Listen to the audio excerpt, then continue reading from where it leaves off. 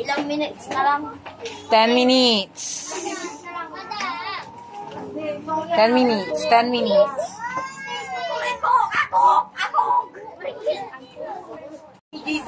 Si Jesus ay inaresto ng mga Romano sundalo. Upo, Andrew. Upo. Okay. Siya ay inaresto ng mga Romano sundalo. Disipulo ni Jesus sila ng disipulo. Verse 24. Sapagkat kasalanan ang kabayaran ng kasalanan, ngunit ang kaloob ng Diyos ay buhay na walang hanggan, pamamagitan ni Kristo Jesus na ating Panginoon. Roma chapter 6 verse 23.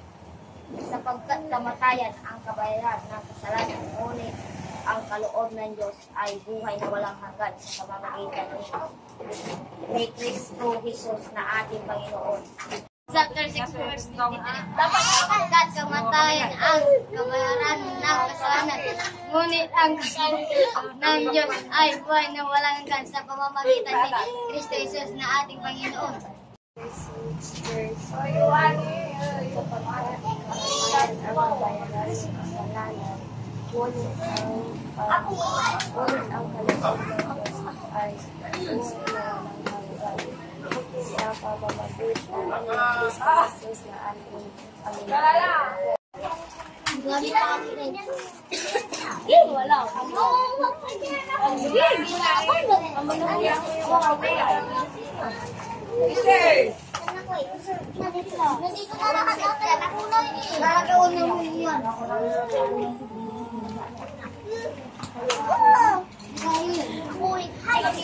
Happy birthday! Happy birthday, Jiho! Sa ikalulhati ng iyong pangalan. Gamitin niyo po ako bilang asin at ilaw sa mga taong naliliman. Salamat, Panginoon, sa iyong grasya sa akin. Pagpalain niyo po ako at ang aking paglakad sa aking pananampalataya sa iyo. Sa pangalan ni Jesus, Amen. Palapakan mo lang.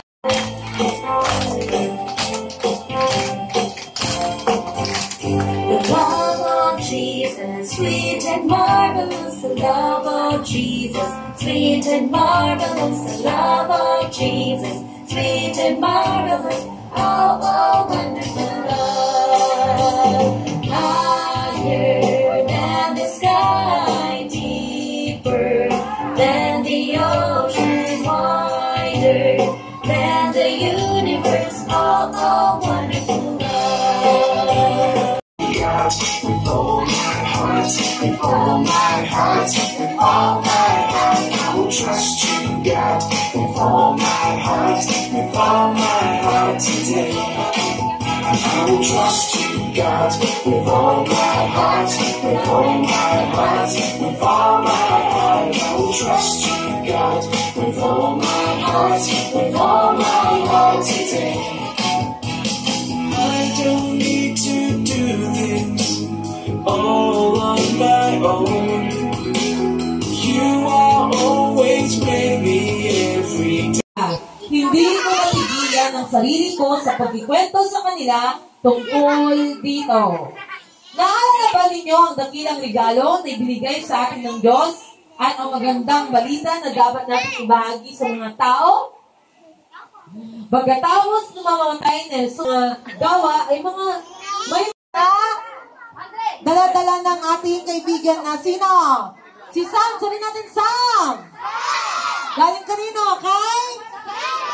Jesus! Okay. So ito ang regalo na dala ni Sam! Okay. So, tatawagin ko na ang mga batang kasama sa mga kase. Yung mga batang hindi makakatanggap ng regalo, dahil sabi ng mga teachers, okay lang po daw sa kanila na mga saling puso si Sam. Ay, tatawagin ko. At saka, bubuksan. Pag sinabi kong bubuksan, sa kanyang bubuksan, okay? Okay, so si Ellie ulit. Ayun. Doon na, Ellie. Hindi, okay na ito. Punta ka na sa upuan mo. Sige, picture tayo. Halika dito. Yung mga mesa dito. Oh! Ayan, buksan na ang regalo! Pakicheck mga teachers! Ay ng buong kaluluwa at ng buong lakas at ibig at ng buong pag-iisip at ibigin mo ang kapwa ng gaya. Okay, para paano? Ibigin mo ang Huwag ko ng tubig. ang buong lakas at ng buong pag-iisip. At upo at yung kapagayan ng Yay!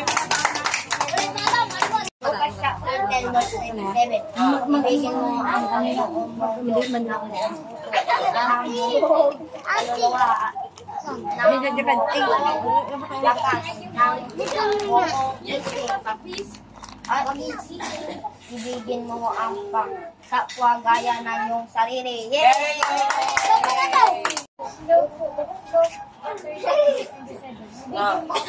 Ang Panginoon mong Diyos ng buong puso at ng buong kaluluwa ng buong lakas at ng buong isip at ibigin mo ang iyong kapwa gaya ng iyong sarili. Yay! Para natin! Lucas chapter 10 verse 27. Ibigin mo ang iyong Panginoon Diyos ng buong Hello! Hinapin ako. Lakas! Pag-iisip.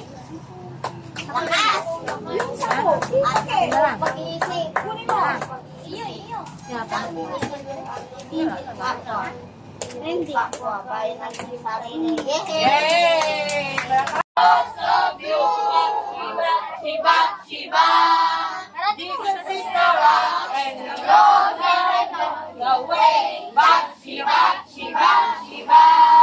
Jesus is the rock, Jesus is the rock, Jesus is the rock and the Lord the way. Back, Shiba, Shiba, Shiba. I say,